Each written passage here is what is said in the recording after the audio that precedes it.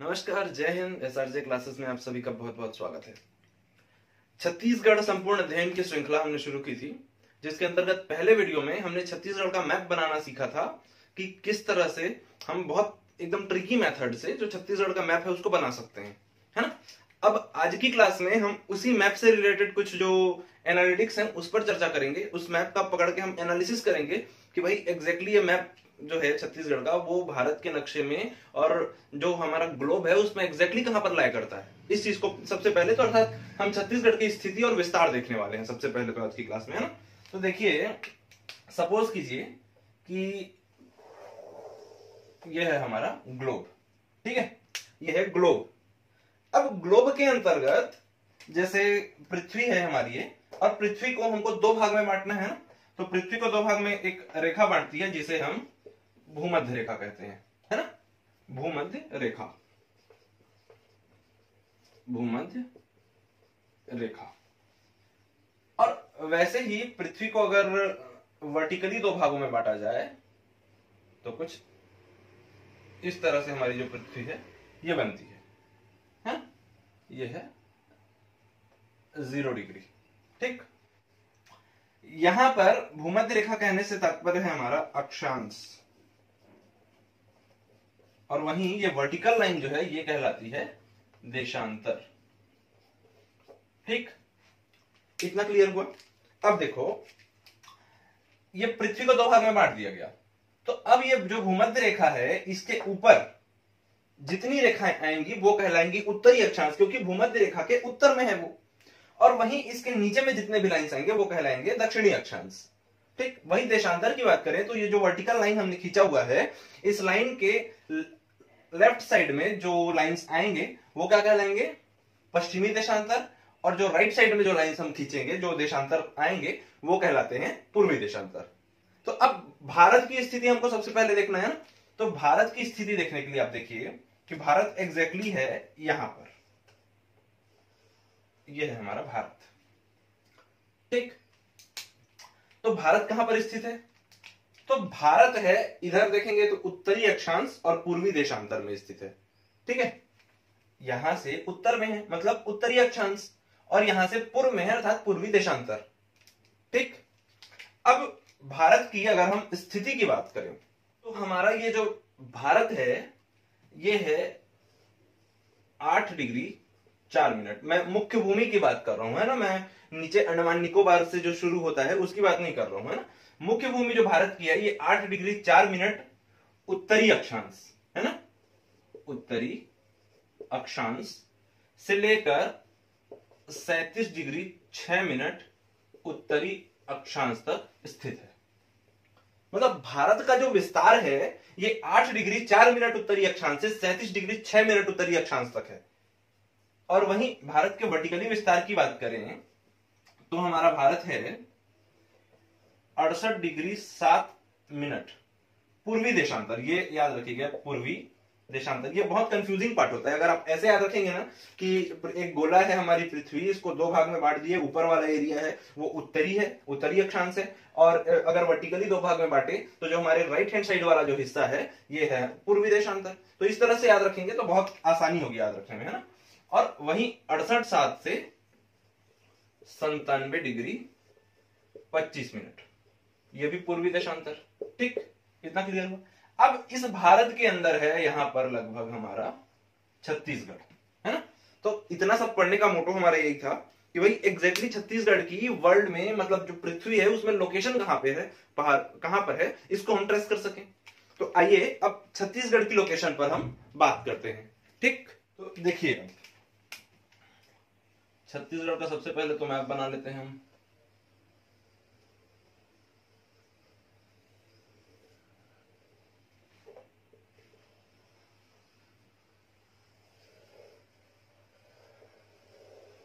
कुछ इस तरह से हमारा छत्तीसगढ़ बनता है ना।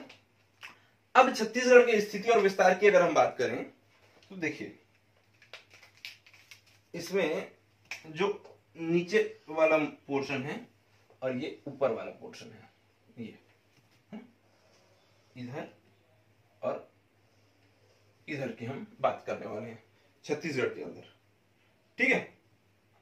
तो ये है हमारा 17 डिग्री 46 मिनट। 17 डिग्री 46 मिनट क्या है? उत्तरी अक्षांश। 17 डिग्री 46 मिनट उत्तरी अक्षांश से 24 डिग्री 5 मिनट उत्तरी अक्षांश। ठीक, क्लियर हुआ यहां पर।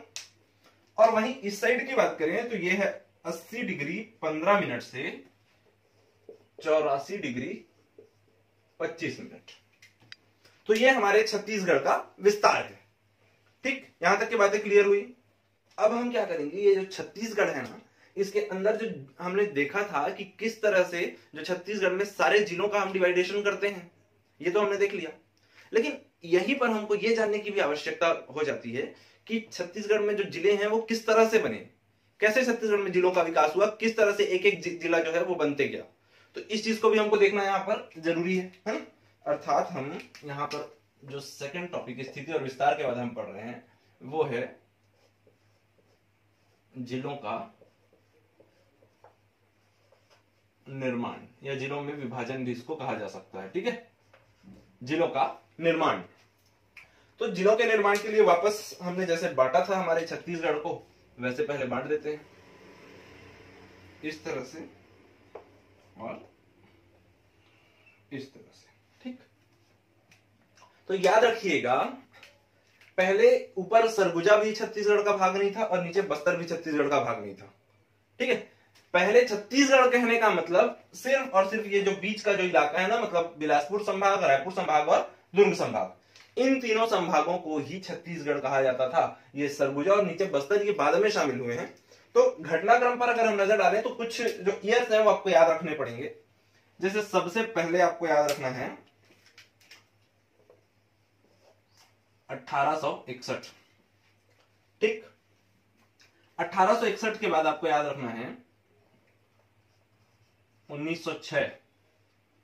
1906 के बाद 1948, फिर 1973। 1973 के बाद आपको याद रखना है 1998।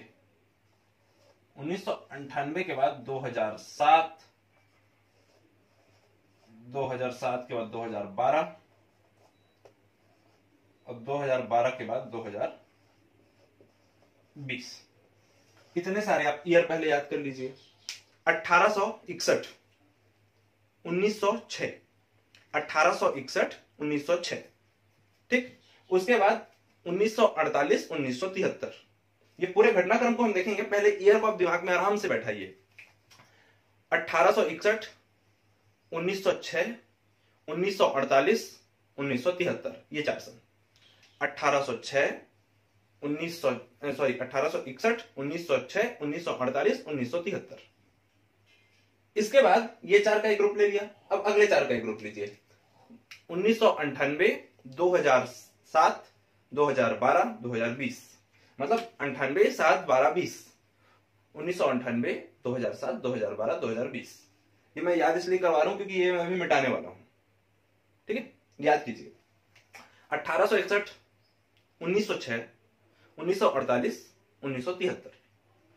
इसके बाद सीधे 1998, 2007, 2012, 2020। ठीक, इतने ईयर आपको ध्यान में रखने पड़ेंगे। चलो नहीं मिटाते हैं इसको, है ना, लेकिन याद रखिएगा इन सब चीजों को। तो 1861 की बात करते हैं। तो 1861 में सबसे पहले छत्तीसगढ़ में 2 जिले बनाए गए, कुछ इस तरीके से। आप देखिए ऐसा। एक जिला था हमारा बिलासपुर और दूसरा जिला था हमारा रायपुर। इस तरह से ये जो 2 जिले हैं ये 1861 में छत्तीसगढ़ में बनाए गए। हालांकि यहां पर एक और जिला बना था जिसे संबलपुर कहा जाता है, लेकिन वर्तमान में संबलपुर हमारे काम का नहीं है क्योंकि संबलपुर जो है ये उड़ीसा में चला गया है ना। इसकी कहानी हम देखेंगे आगे कि किस तरह से कौन कौन सी घटनाएं होती हैं। ठीक, 1861 में रायपुर और बिलासपुर। 61 के बाद आते हैं 1906। तो 1905 में ना क्या होता है ये जो छत्तीसगढ़ का जो एक्चुअल ये मैप है ये तैयार होता है, मतलब बस्तर और जो सरगुजा है ये दोनों छत्तीसगढ़ के पार्ट बनते हैं। तो इसी क्रम में 1906 में एक जिला बनता है रायपुर संभाग को तोड़कर, और उस जिले को कहा जाता है दुर्ग जिला, 1906। इसके बाद 1948 में 3 जिले बनते हैं। कौन कौन से जिले? तो 1948 में 3 जिले बनेंगे। कौन से? एक सरगुजा बनेगा, फिर यही बिलासपुर से काटकर रायगढ़ बनेगा, और ये बनेगा बस्तर। भाई बस्तर की अगर बात करें ना, तो एक टाइम में जो हमारा सिर्फ बस्तर जिला है, ये जो हमारा केरल प्रदेश है उससे भी बड़ा हुआ करता था। और इतना ही नहीं, बेल्जियम और आपका इजराइल जैसे जो देश हैं इनसे बड़ा हमारा एक जिला हुआ करता था। याद रखिएगा, ये बस्तर इतना बड़ा था ना, लेकिन वही है, प्रशासनिक दृष्टिकोण से बड़े जिले को मेंटेन करना भी सही नहीं होता। जो समाज के अंतिम व्यक्ति हैं उन तक जो सरकार की पहुंच है, जो गवर्नमेंट की योजनाओं की पहुंच है, वो नहीं पहुंच पाती। तो इस वजह से जितनी छोटी इकाइयां होगी उतना ज्यादा विकास होगा। इस चीज को आप माइंड में रखिएगा कि इकाइयां जितनी छोटी होंगी, प्रशासनिक इकाइयां, उतना ज्यादा विकास की ओर वो जो पर्टिकुलर जो क्षेत्र है वो आगे बढ़ेगा, है ना। तो इस तरह से 1948 में 3 जिले, बस्तर, रायगढ़, सरगुजा। ठीक, अब आती है बात 73 की। तो 73 में ये जो दुर्ग संभाग है हमारा, सॉरी जो दुर्ग जिला है, यहां से एक और जिला कटता है और इसका नाम होता है राजनांदगांव। ठीक है, राजनांदगांव। 73 तक की बातें हमने कर ली, मतलब ये चारों हमने निपटा लिए, है ना। अब आते हैं 1998। तो 1998 में एकदम थोक के भाव में जिला बनता है, सीधे 9 जिला एक बार में। अभी तक देख रहे थे 1 2 ऐसा, है ना, 3 मैक्सिमम। अब सीधे 1998 में एकदम थोक के भाव में जिला बनता है। तो देखते हैं कौन कौन से जिले बनते हैं। तो एक एक संभाग में देखते हैं कि कौन कौन से जिले बनते जाते हैं ना। इसको हम थोड़ा अलग कलर में देख लेते हैं। तो सबसे पहले सरगुजा संभाग। तो सरगुजा संभाग में बनते हैं 2 जिले, कोरिया और जशपुर। कोरिया और जशपुर, ठीक है। इसके बाद बिलासपुर संभाग में, तो बिलासपुर संभाग में बनता है फिर अगेन 2 जिले, कोरबा, जांजगीर चांपा। ठीक, कोरिया, जशपुर, कोरबा, जांजगीर चांपा, ये 4 जिले हो गए। अब यहां पर देखिएगा थोड़ा सा, बिलासपुर जिले का कुछ भाग और दुर्ग जिले का कुछ भाग, ये मिला करके यहां पर एक नया जिला, मतलब ये जो बाउंड्री कुछ इस तरह से थी, इस बाउंड्री को सीधे कर दिया जाता है अब, और यहां पर एक नया जिला जो है वो इंट्रोड्यूस होता है, जहां से अभी वर्तमान में मैं पढ़ा रहा हूं आप लोगों को। और ये है हमारा कवर्धा। ये 1998। ठीक है, अब कवर्धा बन गया हमारा। अब रायपुर संभाग में कौन सा जिला बना? तो रायपुर संभाग में बनेगा यहां पर महासमुंद, और यहां बनेगा धमतरी। ये 2 जिले जो हैं ये रायपुर संभाग में बनते हैं। कितने जिले होगा काउंट कीजिए, 1 2 3 4 5 6 7, मतलब 2 जिले अभी अपने को और चाहिए। तो ये बस्तर मैंने बताया कि प्रशासनिक दृष्टिकोण से बहुत बड़ा जिला हो जाता था, तो बस्तर में भी 2 जिले बनाए गए। कौन कौन से? एक यहां से कांकेर बना, और ये बीच का बस्तर रहा, और नीचे बन गया दंतेवाड़ा। ठीक, इसको कहा जाता था, देखिए ये बस्तर हो गया, इसको उत्तर बस्तर कांकेर, और इसे दक्षिण बस्तर दंतेवाड़ा, ऐसा कहा गया। ठीक है, तो इस तरह से 1998 में छत्तीसगढ़ में 9 जिले जो है वो बनाए गए। अभी भी देखिए, लेकिन जिले कितने बड़े बड़े हैं देखिए। तो क्या प्रशासनिक दृष्टिकोण से मेंटेन किया जा सकता है इतने को? तो बिल्कुल नहीं। जो समाज के अंतिम छोर में बैठे हुए जो व्यक्ति हैं, उन तक अगर हमको शासन प्रशासन की पहुंच मजबूत करनी है, तो बिल्कुल इकाइयों का छोटा होना अपने आप में बहुत ज्यादा जरूरी हो जाता है ना। तो इसी दृष्टिकोण से जिलों का विभाजन जो है वो किया जाता है। ठीक, अब 2007 में आते हैं। 2007 में 2 जिले बनाए गए, और चूंकि बस्तर सबसे बड़ा था इसलिए बस्तर में ही बनाएंगे, है ना। तो देखिएगा 2007 में अगेन 2 जिले बनाए गए। यहां से काटकर बना दिया गया नारायणपुर, और यहीं से काटकर बना दिया गया क्या, बीजापुर, 2007 में। अब 2007 में 2 जिले बने। इसके बाद 2012 में फिर से थोक के भाव में अब जिले बनेंगे। कितने? 9 जिले।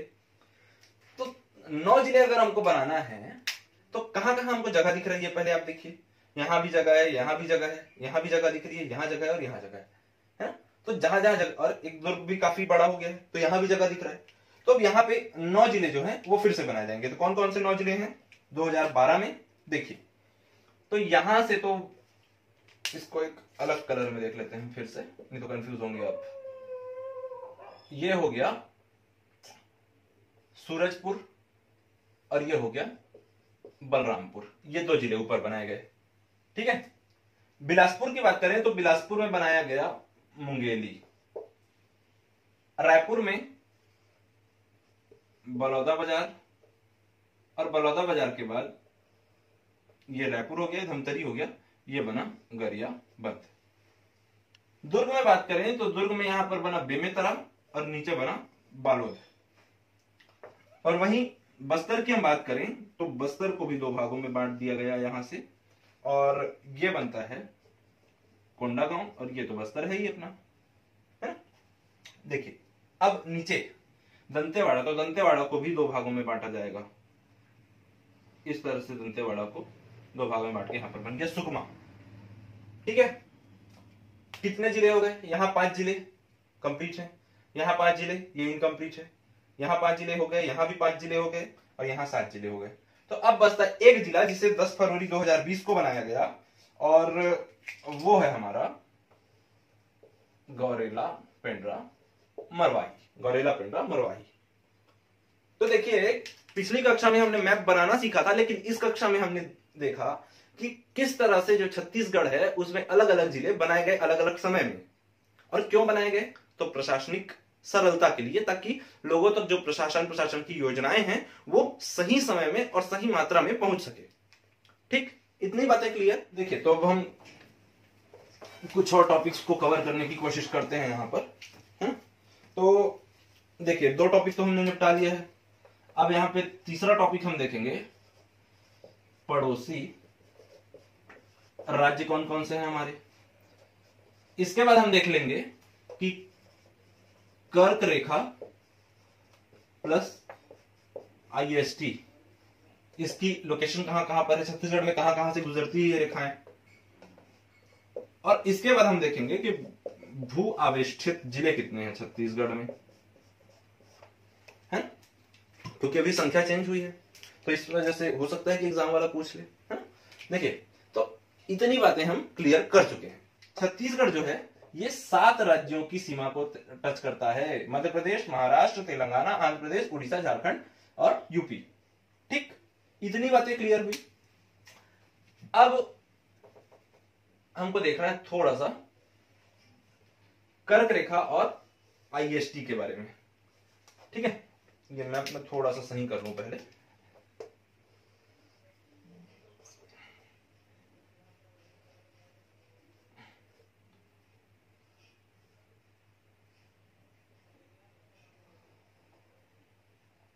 देखिए इस तरीके से अब कर्क रेखा और IST के विषय में बात करना है। हालांकि ये मैप थोड़ा सा टेढ़ा हो गया है ना हमारा, तो इसको देखिएगा थोड़ा सा। तो बात करते हैं कर्क रेखा की। कर्क रेखा 23.5 डिग्री की है। तो कर्क रेखा हमारी गुजरती है 3 जिलों से होकर, कुछ इस तरह से कर्क रेखा जो है ये गुजरती है, ठीक। थोड़ा नीचे कर लेते हैं इसको, ऐसा। इसको आप सीधा बना लीजिएगा ना, यहां पर मैप में दिक्कत हो रहा है बनाने में मुझे। अब बात करते हैं IST की, इंडियन स्टैंडर्ड टाइम। कर्क रेखा जो हमारी है ये है 23.5 डिग्री, ठीक, याद रखिएगा। अब यहीं IST की बात करें तो IST कुछ इस तरीके से आती है, इसे आप सीधा बनाइएगा, है ना, ऐसा। कलर में दिक्कत हो रही है, यहां पे देख लीजिए एक बार, ये है IST, ठीक है। ये डबल लाइन कर दे रहा हूं मैं, तो आप लोगों को और क्लियर ये समझ में आ जाएगा, ठीक। ये है IST, ये होता है 82.5 डिग्री, मतलब 82.5 डिग्री। तो प्रश्न आता है कि IST कहां कहां से होकर गुजरती है, ठीक है। तो देखिए सूरजपुर, फिर कोरिया, उसके बाद कोरबा, जांजगीर चांपा, उसके बाद आ जाएगा आपका बलौदा बाजार को थोड़ा सा टच कर रही है यहां पर, बलौदाबाजार के बाद महासमुंद और गरियाबंद। इस तरीके से जो 7 जिले हैं उनको हमारी आईएसटी टच करती है और 3 जिलों को कर्क रेखा टच करती है 23.5 डिग्री। ट्रॉपिक ऑफ कैंसर कहा जाता है इसे, है ना। इनके कटाने बिंदु की बात करें आईएसटी और कर्क रेखा की, तो यहां पर, और ये है कोरिया जिले में, ठीक, कोरिया जिला। अब इस तरीके से जो ये सारी चीजें हैं वो हमने समझ लिया। अब लास्ट में एक छोटी सी चीज हमको और देखनी है, भू आवेष्टित जो जिले हैं छत्तीसगढ़ के वो कौन कौन से हैं। तो आइए एक बार भू आवेष्टित जिलों को भी हम देख लेते हैं। देखिए, चलिए छत्तीसगढ़ का मैप एक बार फिर से बना लेते हैं। क्या है, बार बार बनाने से ना आप भी प्रैक्टिस करेंगे तो काफी अच्छे से बनेगा वो आपसे।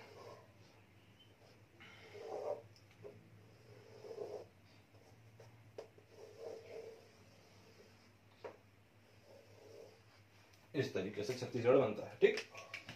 अब इसको जिलों में विभाजित कर लेते हैं हम।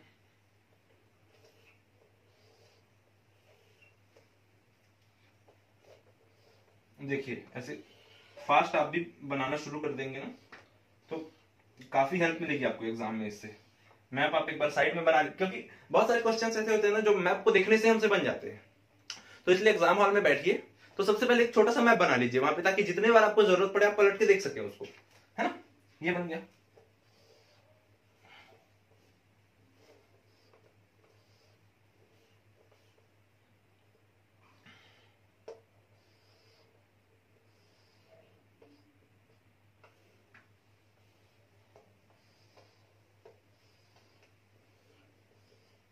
ये बन गया हमारा छत्तीसगढ़। अब इसमें हमको देखना है भू आवेष्टित यानी कि लैंड लॉक्ड जो डिस्ट्रिक्ट हैं वो कितने हैं और कौन कौन से हैं। तो यहां पर हम रटने वाला काम नहीं करेंगे, आप खुद देखिएगा इस मैप में कि कौन कौन से। अच्छा, लैंड लॉक्ड का मतलब अगर आप देखें तो लैंड लॉक्ड जिले ऐसे जिले को हम कहेंगे जो किसी और प्रदेश की सीमा को टच ना करते हो, मतलब वो छत्तीसगढ़ के अंदर ही लॉक हो, किसी और प्रदेश को टच ना करें। वैसे अगर लैंड लॉक्ड स्टेट की बात होती है तो वो होती है कि किसी भी जो वाटर बॉडी है उसको, जैसे हिंद ओशियन हो गया, अरब ओशियन हो गया, बे ऑफ बंगाल हो गया, इनको टच ना करे, और किसी अदर जो नेशन है, अदर जो कंट्री है उसको भी टच ना करे, उसको कहा जाता है लैंडलॉक्ड स्टेट। तो हमारा छत्तीसगढ़ एक लैंडलॉक्ड स्टेट भी है ना। देखिए अब बात करते हैं इसमें लैंडलॉक्ड स्टेट डिस्ट्रिक्ट की, सॉरी। तो ये होगा हमारा सबसे पहले, तो ये दंतेवाड़ा हो गया। यहां पर और कोई दिख रहा है क्या हमको? सारे किसी ना किसी की बाहरी सीमा को टच कर रहे हैं, धमतरी भी टच कर रहे हैं। अच्छा, यहां पर आता है हमारा बालोद, दुर्ग, बेमेतरा, वहीं बलौदाबाजार, रायपुर, ठीक, 5 यहां से कवर हो गए हमारे। अब कोरबा और जांजगीर चांपा। यहां पर देखिए आप कि जब तक के 10 फरवरी 2020 को गौरेला पेंड्रा मरवाही जो है वो नया जिला नहीं बना था, तब तक के हमारा जो बिलासपुर है ये भी लैंडलॉक्ड स्टेट की श्रेणी में नहीं आता था। लेकिन गौरेला पेंड्रा मरवाही के बनने से जो बिलासपुर है ये लॉक हो चुका है पूरी तरीके से, है ना, देख रहे हैं आप। तो इस तरीके से बिलासपुर भी लैंडलॉक्ड स्टेट की संख्या में गिनाएगा आप। यहां पर आप पकड़ेंगे कि ये जो मैप है वो कुछ इस तरह से बनना चाहिए, ध्यान में रखेंगे इन चीजों को, है ना। और इस तरीके से ये भी हमारा आ जाता है लैंडलॉक डिस्ट्रिक्ट की श्रेणी में। और इस तरीके से हम देखते हैं कि हमारे छत्तीसगढ़ में 10 जिले ऐसे हैं, पहले 9 जिले थे, अब 10 जिले ऐसे हो गए हैं जो लैंडलॉक्ड हैं, यानी कि किसी भी दूसरे राज्य को टच नहीं करते हैं, है ना। तो इस तरीके से हमने देखा कि छत्तीसगढ़ की स्थिति और विस्तार क्या है, मतलब अराउंड द ग्लोब छत्तीसगढ़ कौन सी जगह में स्थित है एग्जैक्टली, है ना, वो हमने देखा। फिर देखा कि जिलों का निर्माण किस किस टाइम में कैसे कैसे हुआ, उसके जो ईयर्स थे वो हमने याद भी किए। फिर पड़ोसी राज्य जो हैं वो कहां कहां कौन कौन से जिले के पास डिवाइड होते हैं ये भी हमने देखा। फिर कर्क रेखा और आईएसटी को देखा, और लास्ट में हमने देखा कि भू आवेष्टित जिले कितने हैं। तो ये बहुत कॉमन और छोटे छोटे टॉपिक हैं, ये मैप के एक एनालिसिस पे बेस्ड होते हैं ये सारे टॉपिक, तो इसको हमने किया। अब आगे देखते हैं, अगर कुछ और चीजें मान लो होंगी मैप की तो वो हम पढ़ेंगे, उसके बाद धीरे से फिर एक एक जिले को शुरू करेंगे, जिलेवार पूरे छत्तीसगढ़ को देखेंगे, ठीक है। तो इस क्लास में बस इतना ही, ऐसे ही बने रहिएगा। और बिल्कुल अगर आप एग्जाम की तैयारी कर रहे हैं तो इन छोटी छोटी चीजों को आपको जानना बहुत जरूरी है, तो देखते रहिएगा। Thank you so much.